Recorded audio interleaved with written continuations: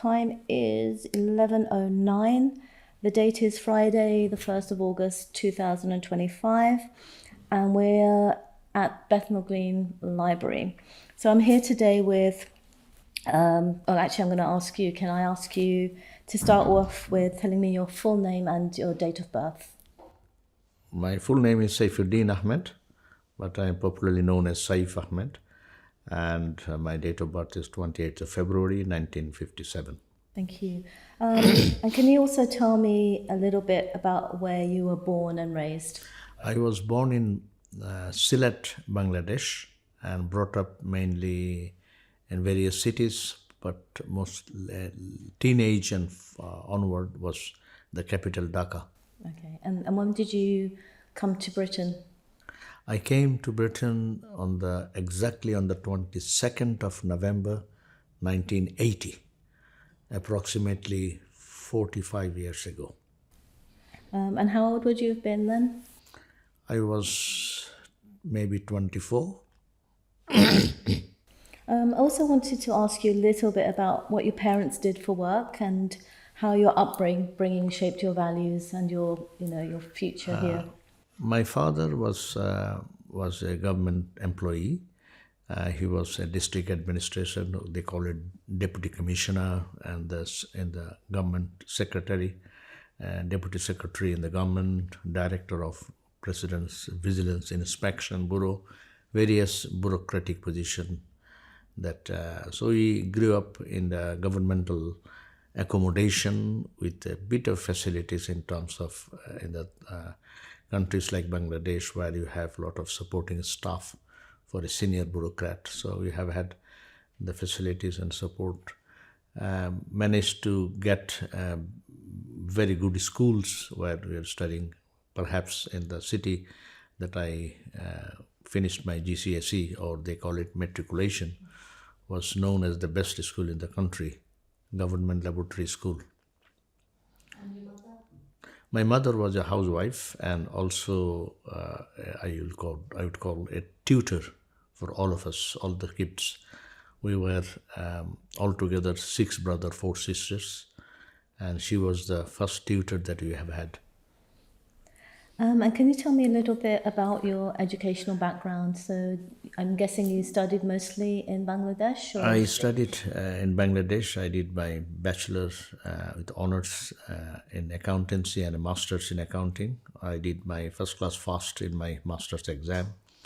I was likely to join the university as a lecturer, but before I could take on this position, I left, came over to England, because I was married to a British subject.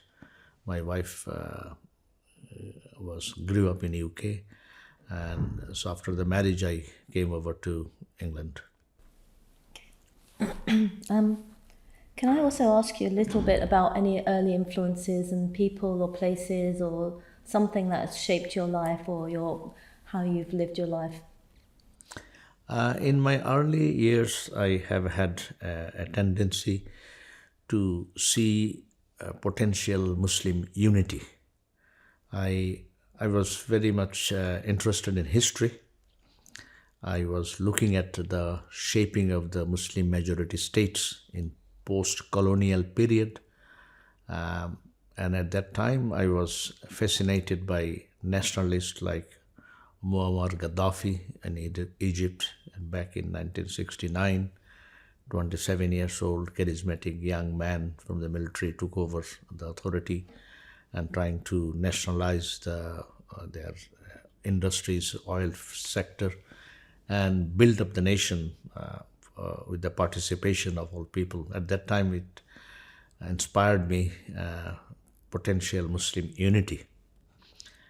And that later part, I took interest in understanding Islam and its Islamic faith, particularly the holy book of the Quran, reading it with understanding, and felt very uncomfortable the reality of Muslim life and the teachings from the Quran and the life of the Prophet. This mismatch always troubled me, when I was a late teenagers.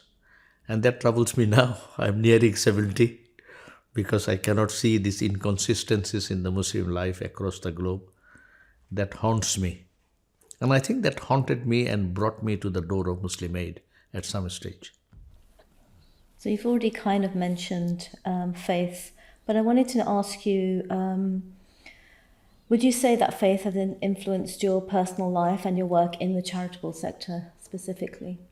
Absolutely. I think looking at Islam and finding Islam in my late teen was the catalyst of my whole journey of life, where I would feel that my entire life is just like a small brick, taking that brick into a big construction site, creating an Islamic civilization which will sort of enlighten the whole globe, free the humankind from the chains of slavery imposed on them.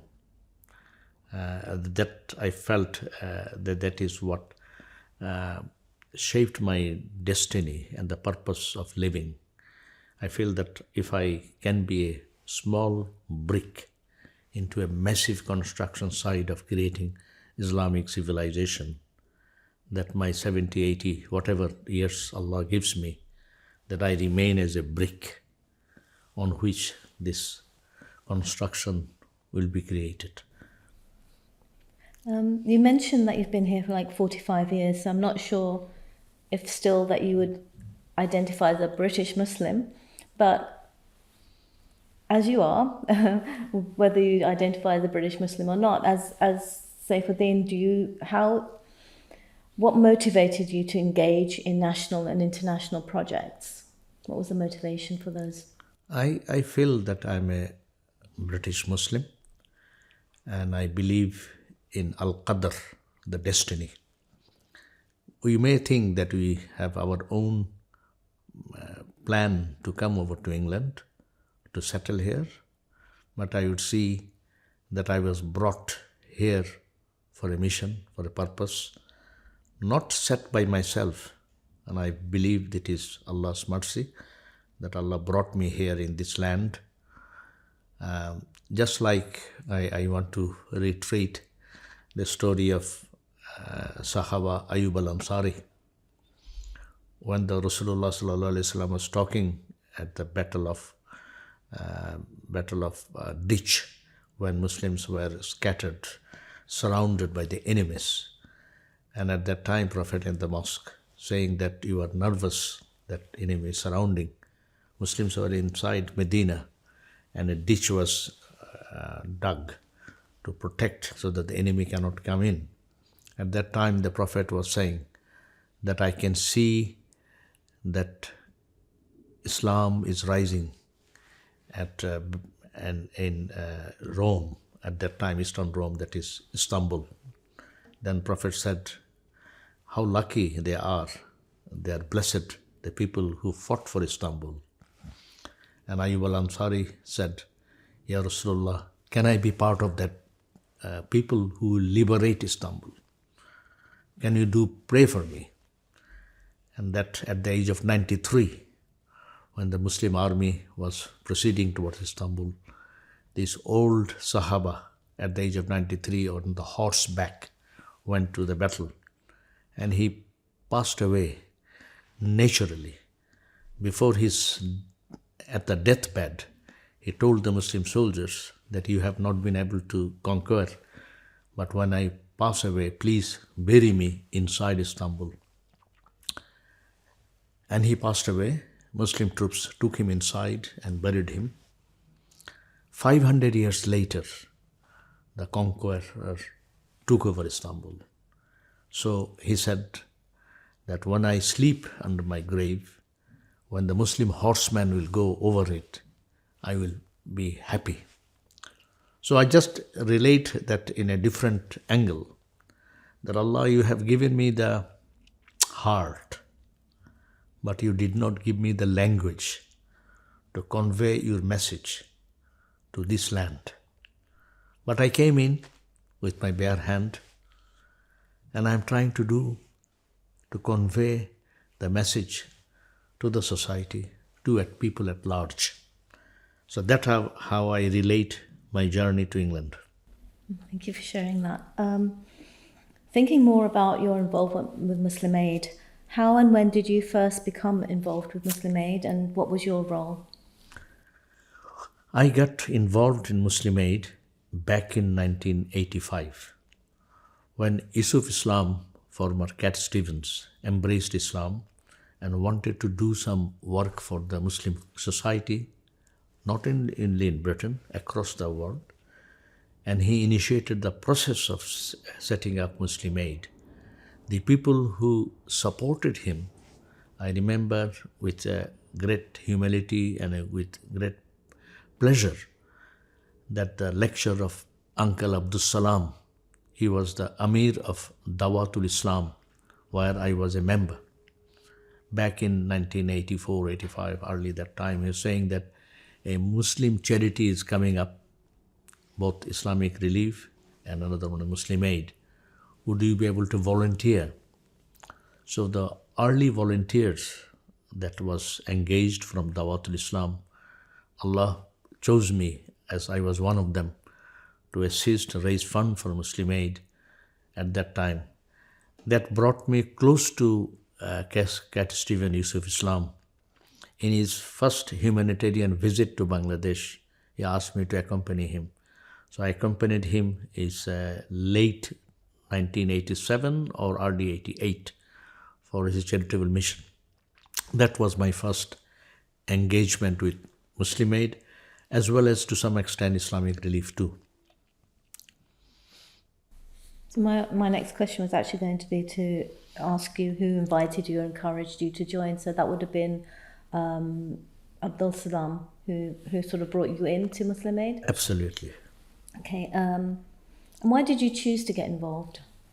I was always involved as a volunteer to raising fund. And after a while, in 1986, February, I joined an international development agency called Progressio. It's called Catholic Institute for International Relations.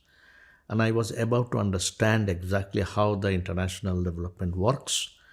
So that information, that knowledge, I was sharing with the Muslim Aid volunteers, trustees, Uncle Abdus Salam, then Rashid Ahmed Siddiqui, who was the president of UKIM and also a trustee of Muslim Aid. A few others, Farooq Murad, the CEO of Islamic Foundation, Chaudhry Mainuddin, trustees of Muslim Aid. So those people, I was sharing my newfound knowledge in a mainstream international charities in terms of how to engage and involve raising funds from the institutions, etc. Okay. And how did Muslim Aid change during your time there? During at that time, the Muslim Aid was quite insular, and they were concentrating on raising funds from the Muslim communities, Muslim businesses, and they were not accustomed or to apply for institutional grants and so on. I have been advising them, but Muslim Aid chose at that time to stick to Muslim communities one. Band-Aid by George Geldof, I think, Bob Geldof, initiated from Ethiopian famine. That has alerted Muslim Aid trustees that there are opportunities to raise fund outside their parameter that they were looking for. And did you ever return to Muslim Aid in a different capacity, or were you always a volunteer? I was always a volunteer advising them, and during after the tsunami, and there was an opportunity for Muslim Aid to apply for institutional funding from World Bank, that came in back in 2005, initially 5, and at that time Muslim Aid trustees approached me to assist in terms of drafting the proposal. I was a CEO of a of another community development agency. So I assisted them in the drafting in the proposal, which eventually secured World Bank funding for flood mitigation in Banda Aceh after tsunami. And that was the involvement. And then at that time, in order to respond to tsunami affected areas, Muslim Aid managed to get some funding through Oxfam. And Muslim Aid requested me that we need somebody to come and tackle the tsunami affected areas. We do not have in-house capacity. Then one of my program manager called Hamid Azad, I, on the request of Muslim Aid, seconded him to take on the responsibility to deliver humanitarian program on tsunami issues. So Hamid Azad became the tsunami manager to deal with tsunami rehabilitation areas in Somalia, Sri Lanka, India, Indonesia, etc. So that was back in 2005 that Hamid was seconded. He remained staff of my company, but of not-for-profit company, and then he was seconded there. And he continued, and eventually he became a CEO of Muslim Aid. Okay, you've mentioned quite a few names already, but do you feel there are other key individuals in the UK or globally that you feel that are foundational to Muslim Aid's history? Within Muslim Aid, outside Muslim Aid, that interaction took place when I became the CEO of Muslim Aid. But after I became CEO of Muslim Aid back in 2006, but prior to that, I was involved in this, sending Hamid Azad to Muslim Aid. Eventually, Muslim Aid offered him a position, and he then left my company and joined Muslim Aid later on. And how does your work with Muslim Aid relate to the other charitable or volunteer activities that you've been involved in? No, I have been continuing to volunteer in others. Mainly the Muslim Aid. I was volunteer before I took on the position of CEO. But that is a different story in terms of my voluntary involvement with other Islamic related, Muslim community related initiative in the Afghan crisis back in early 2000, 1982, 83, and various initiative. I was executive committee member of Federation of Student Islamic Societies of England and Ireland, known as FOSIS, and I became a treasurer back in 1983. So that has enabled me to play a bigger role in various Muslim majority states initiative from Syria, Iraq, Sudan, Lebanon, all parts of it, because we were 11-member team of the forces. So I have had opportunities to work with various student societies of various campuses. So that was going on side by side while I was working in various fields, but in terms of Muslim Aid's activities was when I joined Muslim Aid in 2006. And can you tell me a little bit about the transition of Muslim Aid from emergency relief to long-term development work? How did that shift happen? I think Muslim Aid was doing a good piece of work in terms of emergency aid as well as post-emergency recovery activities, and some long-term development was work, including in microfinance programs in few countries that was taken place. But the approach the Muslim Aid took was very cautious and well structured at that time, because trustees had a hands-on approach, and there was no tradition of staff taking responsibility and driving it. It was mostly volunteer trustees who had a hands-on approach for which the organization did not grow that much. So when I joined back in 2006, at that time, excluding the Pakistani earthquake and tsunami donation, Muslim Aid's funding was approximately around 5-6 million. Whereas at that time, Islamic Relief was earning over 50 million. The difference between the two was that Islamic Relief much earlier took on the approach of applying for institutional funding and developing that capacity for institutional funding. But Muslim Aid trustees took the view that might compromise their ability and flexibility in terms of delivering their programs in line with Islamic ethos. This is my assumption. I'm not sure, but I realized that there wasn't any effort of funding application. Just after tsunami and Pakistan earthquake, there is some movement prior to my joining the Muslim Aid. But when I joined Muslim Aid, then I realized that Muslim Aid was a sleeping giant with a huge potential that needs to be harnessed. And to be honest with you, when I joined Muslim Aid, I prepared a business plan within my first 6 weeks. And within that 6 weeks, I planned that within the next 5 years, Muslim Aid can grow from 6, 7, 8 million to a 50 million pound turnover. That I can see the growth within 5 years possible. And even it shook everyone, including my respected board of trustees. They said it is an impossible target. But I felt this is a possible target. By the time I left, I joined in early 2009. 2009 and December turnover was within 3.5 years, was touching 44 million. An unprecedented growth in the history of Muslim Aid.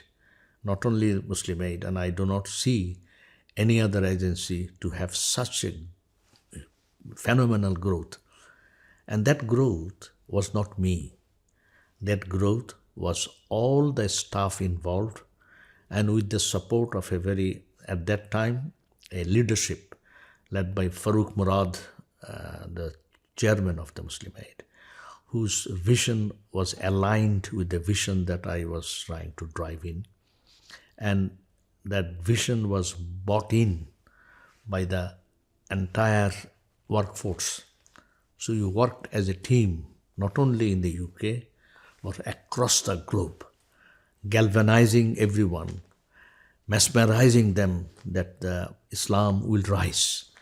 And true compassion of Islam is the catalyst to convey the message of mercy of Islam. Because people know the Rasulullah sallallahu alaihi wasallam was the rahmatul lil alameen, a mercy and blessing for the entire creation. That can be demonstrated through our action in reality. When the people are in distress anywhere in the world, that Muslim Aid is there.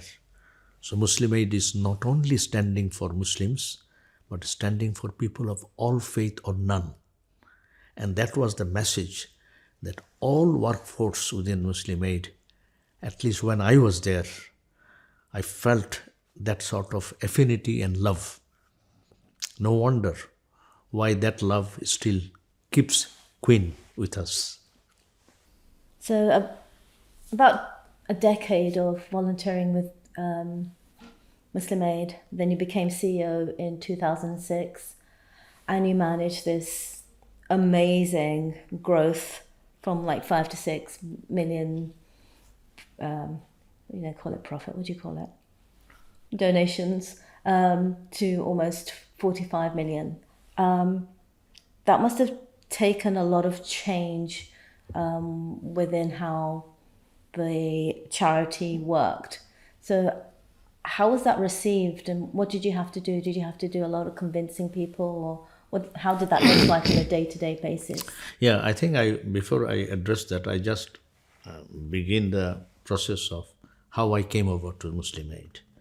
I used to run an organization called Faith Region Foundation, which was an entity of multi-faith regeneration entity working with the British government's various projects for the Department of Works and Pension, Job Centre Plus, Department of Health, and various other governmental bodies delivering a community development project across UK, London, Manchester, Birmingham, that sort of area.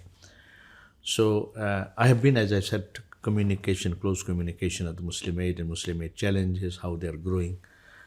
So I was approached by Farooq Murad, the chairman of Muslim Aid, saying that, Brother Saif, we are looking for a CEO for Muslim Aid because Brother Ibrahim Saab Mohammed was of the founding trustees and eventually became the CEO, is about to leave.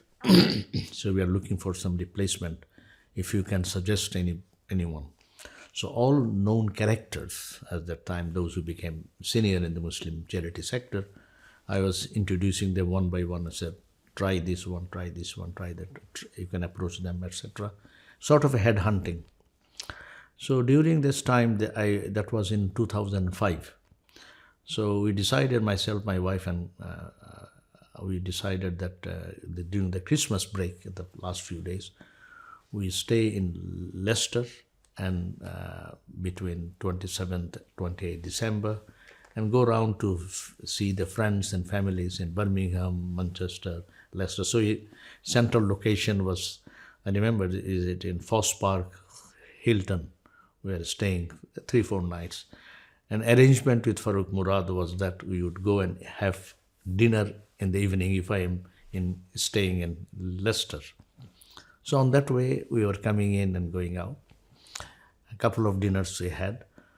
On the 31st of December, Farooq, so we exhausted all the potential individual that I was recommending. He said, oh, he may not be able to do, he cannot do that.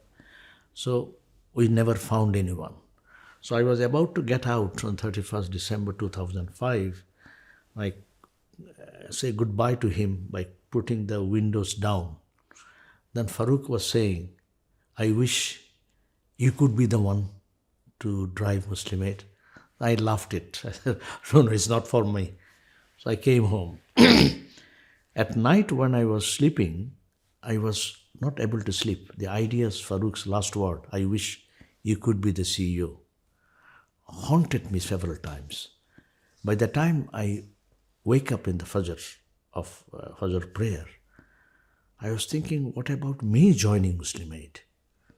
Then I told Farooq that I may consider taking on Muslim Aid CEO position. I realized what it means. I had to take, so I approached them, yes, I can. So then it went through the process of applying, going through an interview with the trustees, 2-3 interviews, presentation of how I see Muslim Aid, etc., in the future. And I was offered the position to take on. I took a £20,000 salary cut to join Muslim Aid.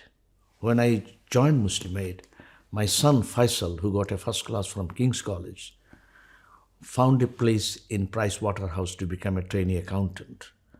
He said to me, Baba, the salary loss that you'll suffer by joining Muslim Aid is exactly the money that I will be earning.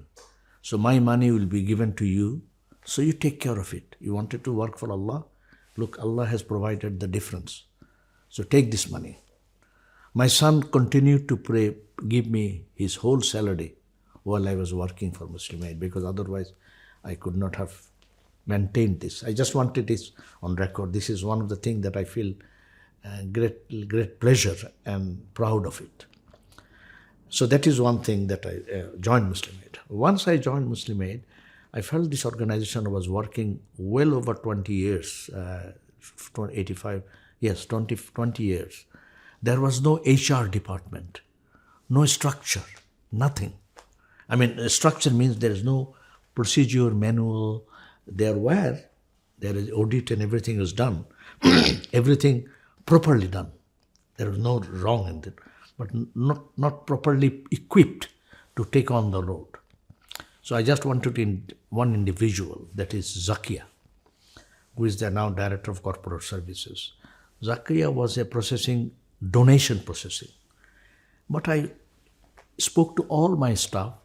Then I realized that she has the potential. She's a very sound, thoughtful woman. So I persuaded her, Zakia, would you be the one try to set up our HR department? Go, I don't know anything. I said, don't worry.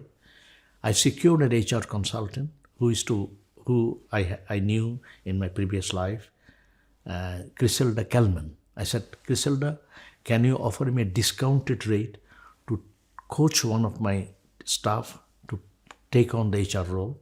She said, yes, for you, I will take half of the price. So Griselda was brought in to coach Zakia. Within few months, Zakia was able to set it up. And then Allah blessed me with another young man, Kamran Siddiq. Kamran Siddiq came from IT background, was volunteering in Muslim Aid. I was saying, Kamran, would you like to do for the Ummah, for the Muslim world, rather than looking for your own path in the IT sector and earning a lot of money? He said, I will do it. I said, go and assist Zakia. From volunteer, he eventually found his path within Muslim Aid. He is the head of HR now. So he sacrificed his career. When I was talking to you that the achievement is not mine. Achievement on all these young people. They decided that they can commit. So he gave his whole life. Same thing goes for Sarah Atkinson. Sarah came into Muslim Aid looking for opportunities. In fact, Sarah did her degree in theology. And within the theology, the master's program she took up Arabic language. In order to learn Arabic, she went to Yemen. And in Yemen, when she found Somali refugees are coming in, trying to cross the sea, and many of them lose their life in the sea. And those who come in, they do not have any right to live there. So after 3 months, she came back to England and wrote to all the NGOs from Oxfam, Save the Children, everyone, that would you be interested to do the Somali refugees in Yemen? Nobody responded. Around 40, 50 letters. So one of the letters came to Brother Ibrahim Shah Mohammed, the former CEO, where Sarah requested to have an audience. So Brother Ibrahim Shah Mohammed could not see him. When I joined, saying that this is the lady called Sarah Atkinson, wanted to see the CEO, but I couldn't see her. If you like, you can. So by the time I joined, within the first 1 week, I received 6-7 messages from Sarah Atkinson, wanted to speak to me. So when I spoke to her, I said, please do come in. So she came in, fresh graduates, worked in the Royal Mail, couple of years maybe. And there is no position there. So she was about to go, and this scene, as a tall lady, 6'2" from the main door with a sad face looked at me. I was at the middle. Then I called her. I said, would you be interested to be a temporary staff, because we need a lot of work to be done. Volunteering, on a temporary basis, maybe 2-3 months. He said, yes. She left her job, joined Muslim Aid as a support worker within the donation and others. And she was so committed, she took a flat outside the Muslim Aid office to work for it. She was the first individual to get into the office around 7:30, 8 o'clock. And she was the last individual to get out of the office. Many times, I had to ask her, get out, 8 o'clock, 9 o'clock at night. I think Queen is a witness to it. I'm not saying anything wrong. Queen is my witness. So that was Sarah. That was Sarah. And after a while, he taken Muslim Aid spirit so much to her heart that after 9 months or so, she said to me that, do you know, Saif, why I love Muslim Aid? I said, tell me why. He said, I am working with so many men. I never felt threatened. I felt they're all my brothers.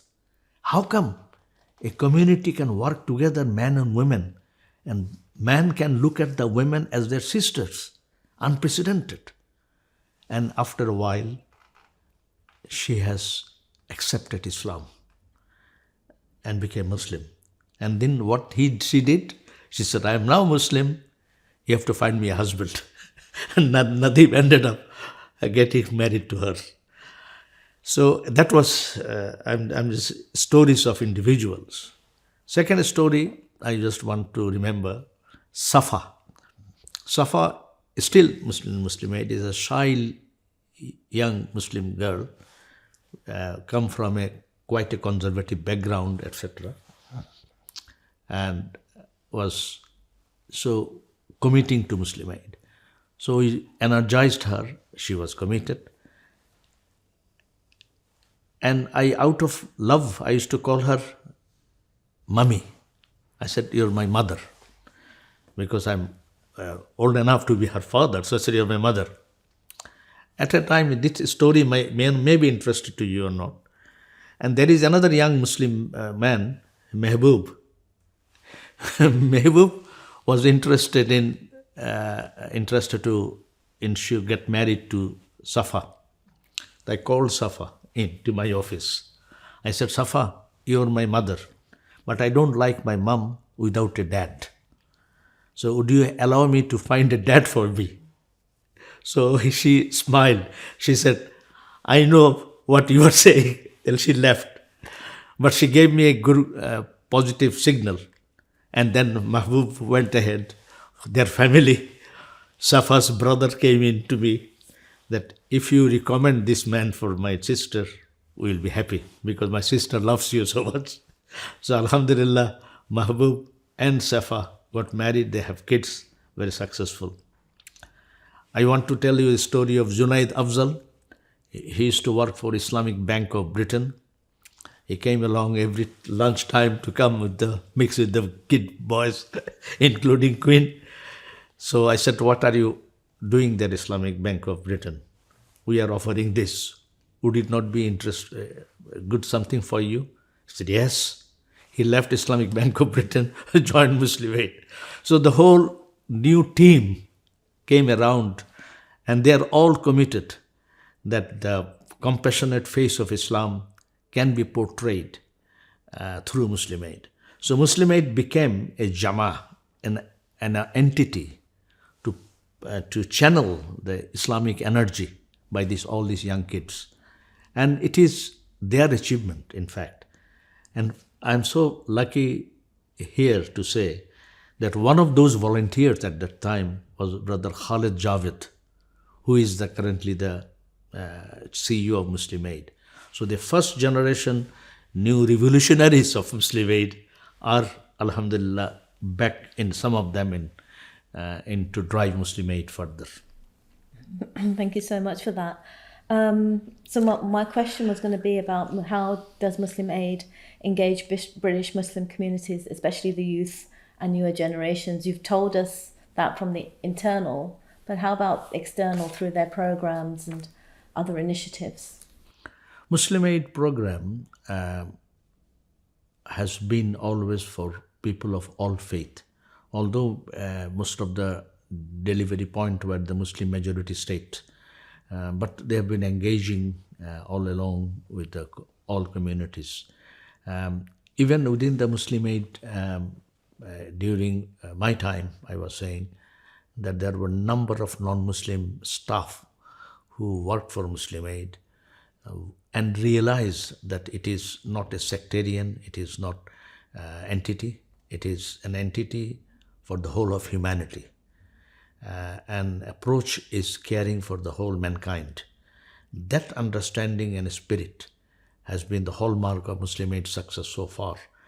And there has been always at that time a tendency of offering, engaging people of all faith or none.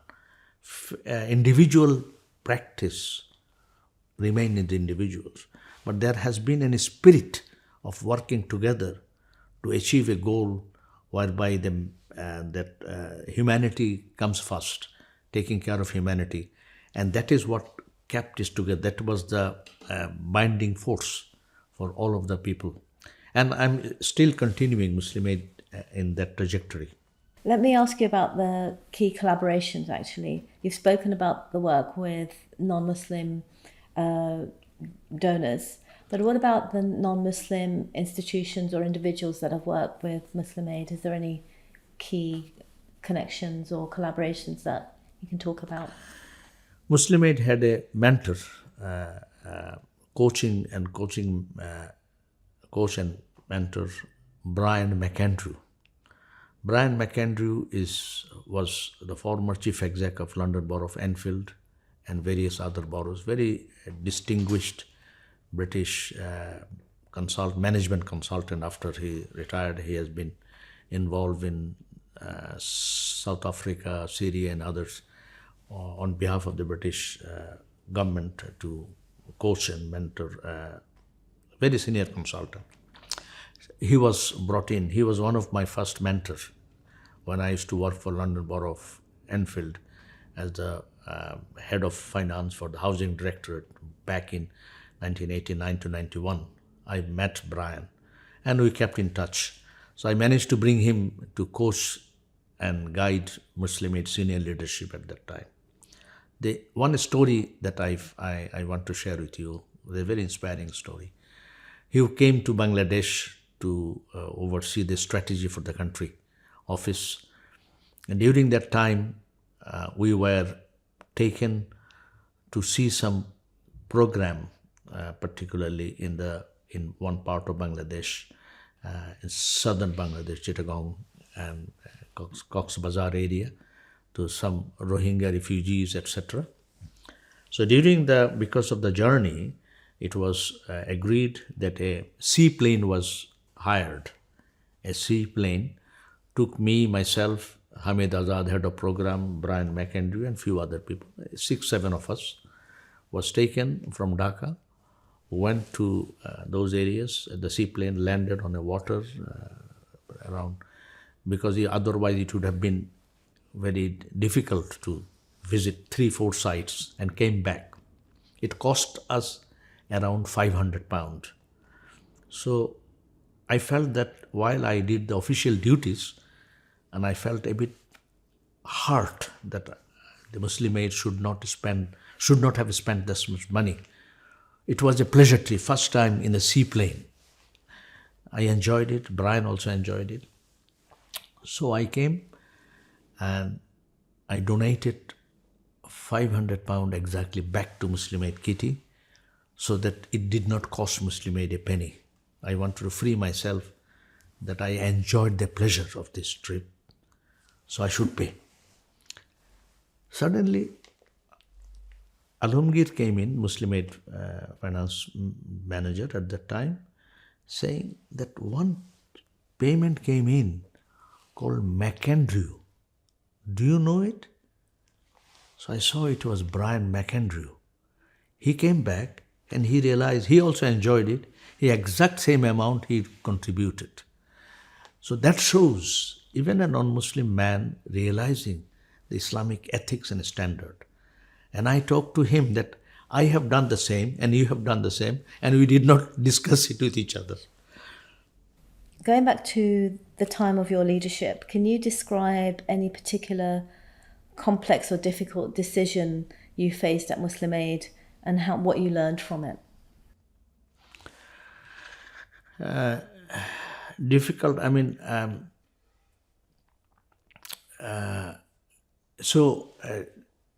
during the process where I managed to inspire the board of trustees and the staff, the governance and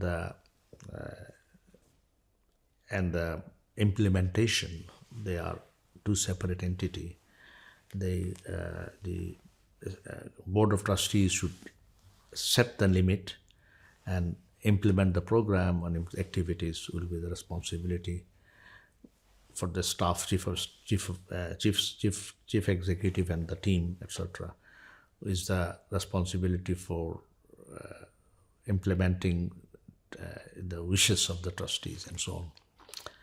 So at that time, each department is to decide in terms of what needs to be done, in terms of overseas visit for monitoring and activities. They were delegated lower down the line. But at some stage, the trustees reversed this and they said for any travel, it has to be presented to the trustees for agreement before any staff movement overseas. But at that time, the Muslim aid activities worldwide has grown to a level, the staff, those who were hands-on monitoring and evaluating, were not able to travel. So that was a difficulties that I faced in my last year with Muslim Aid, because everything was becoming much more slow. So that was the challenges because of the change of approach. You may have already answered this in some aspects, but how did you balance Muslim Aid's international humanitarian work with maintaining accountability and trust within the community in the UK? I think UK communities, donations, taking Muslim Aid has always been very accountable and very transparent in terms of what they have been delivering globally. And that has been very explicit in terms of how the systems are working at that time. And I think it is still continuing to be like that, very accountable, very transparent in terms of what is to be done.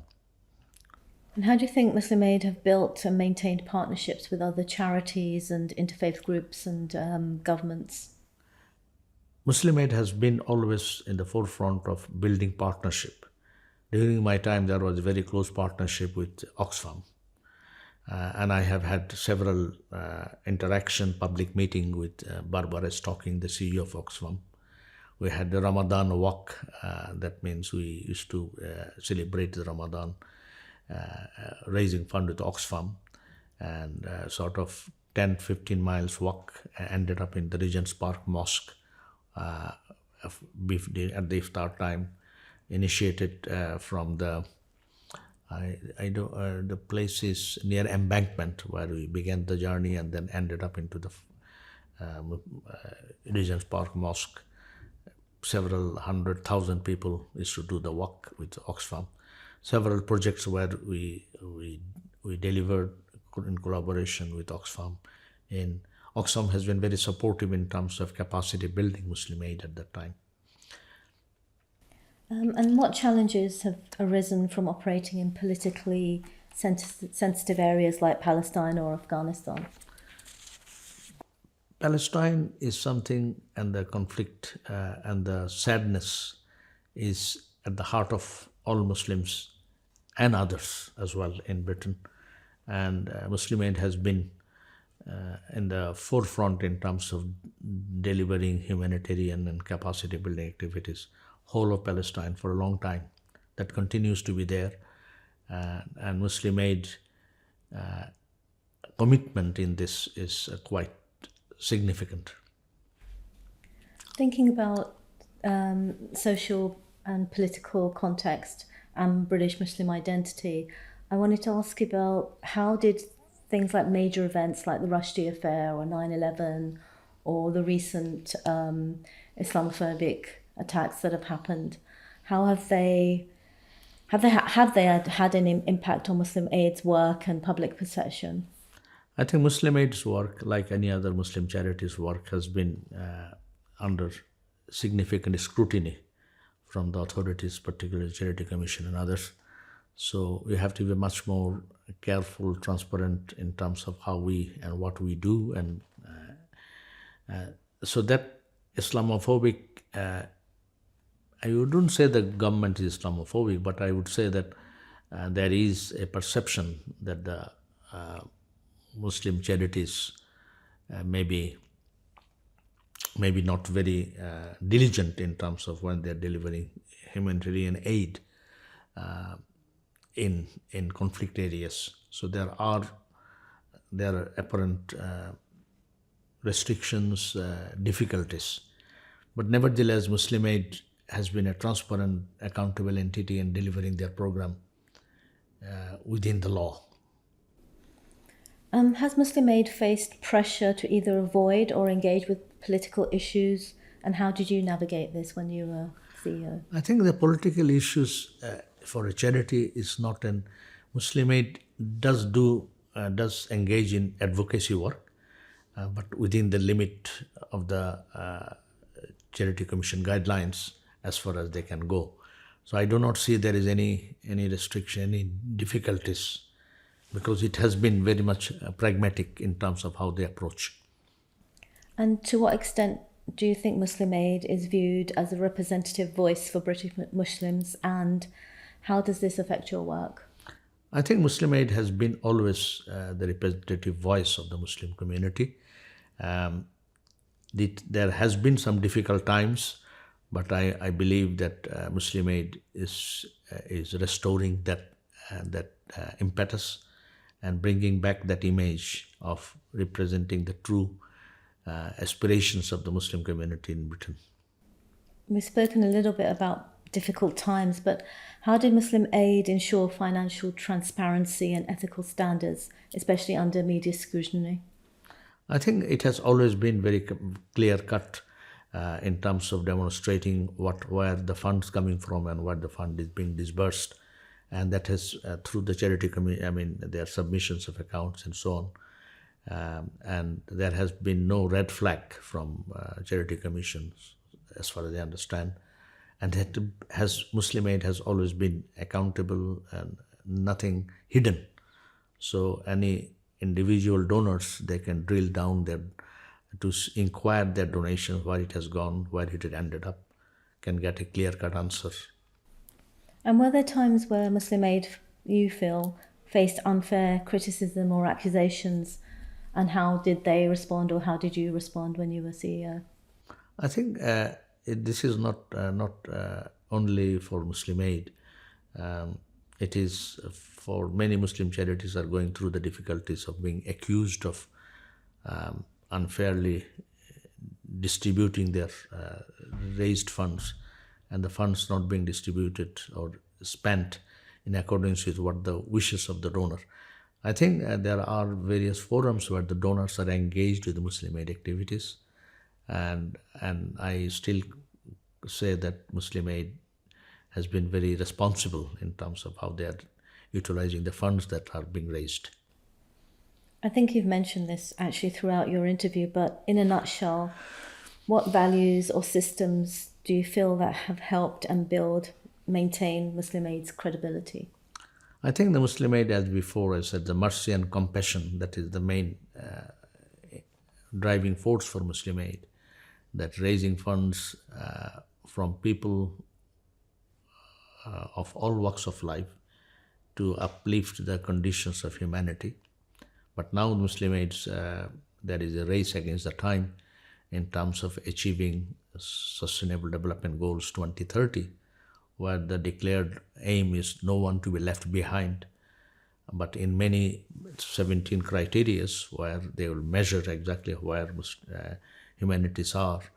So now it is a desperate race for time to achieve those goals. And I'm pretty certain that Muslim Aid has got their strategic plan to achieve that.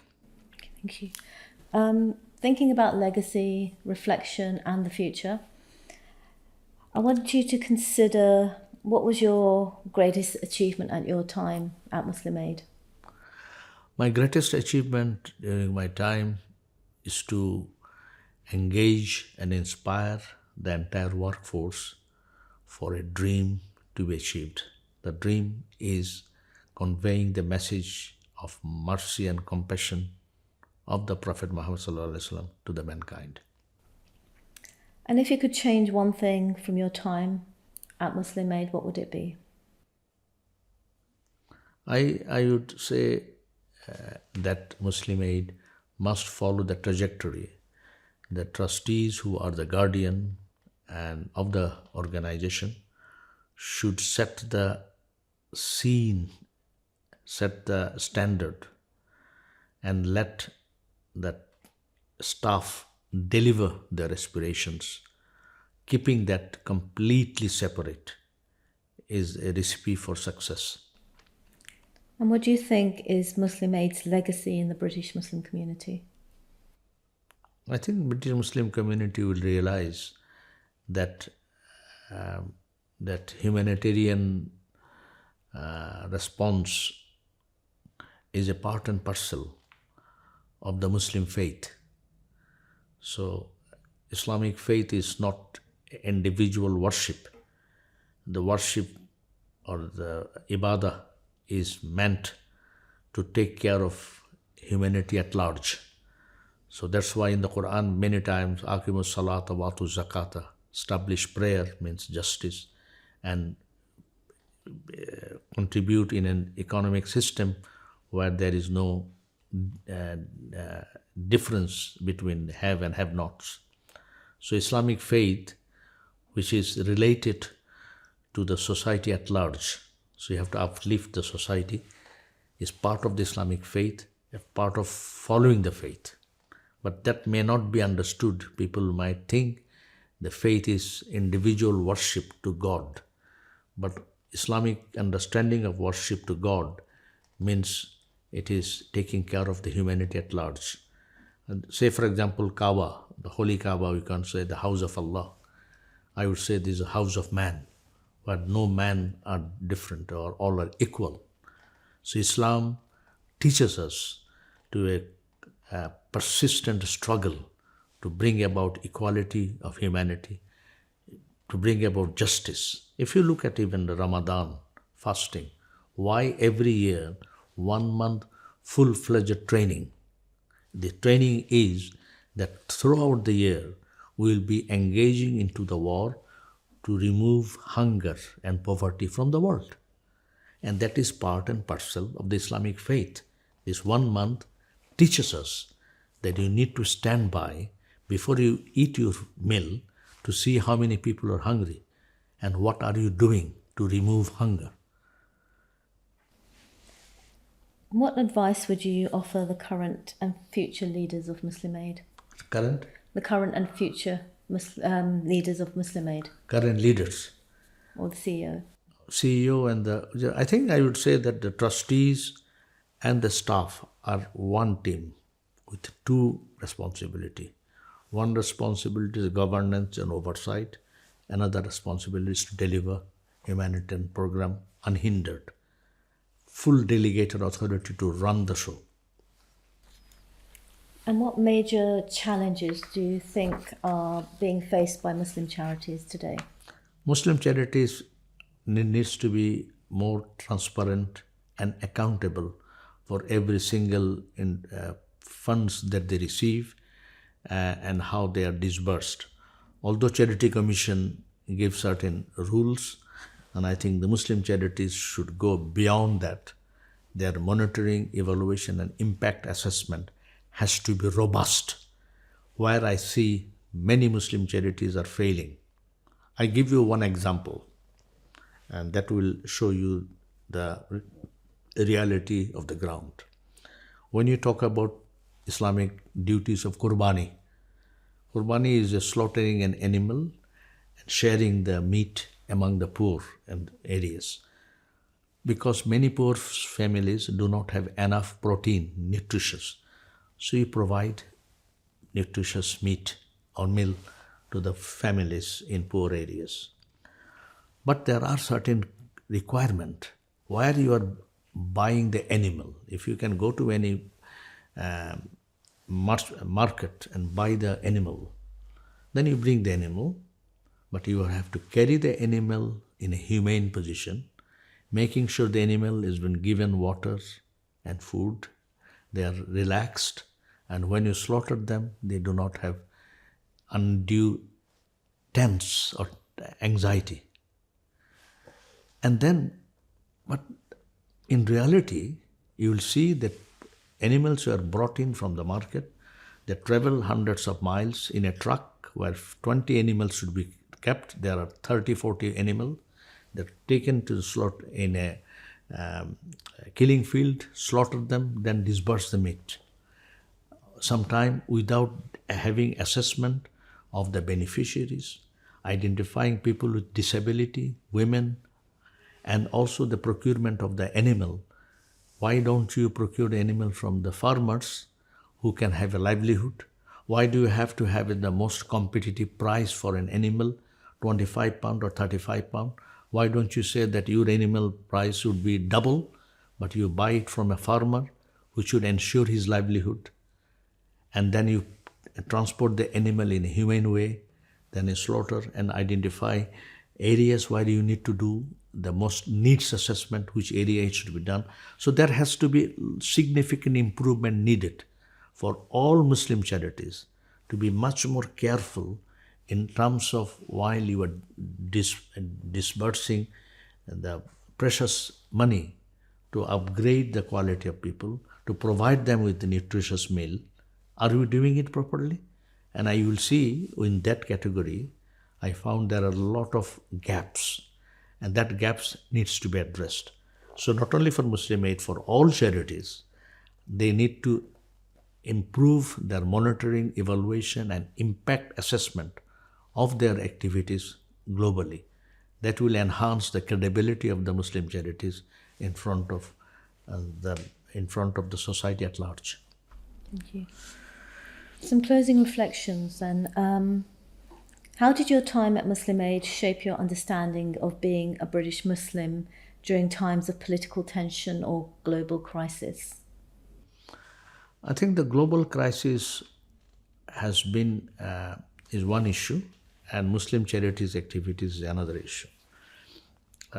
Muslim society worldwide are going through this situation, and it will continue to remain like that for a longer period as Muslim society do not have adequate and prudent leadership across the globe.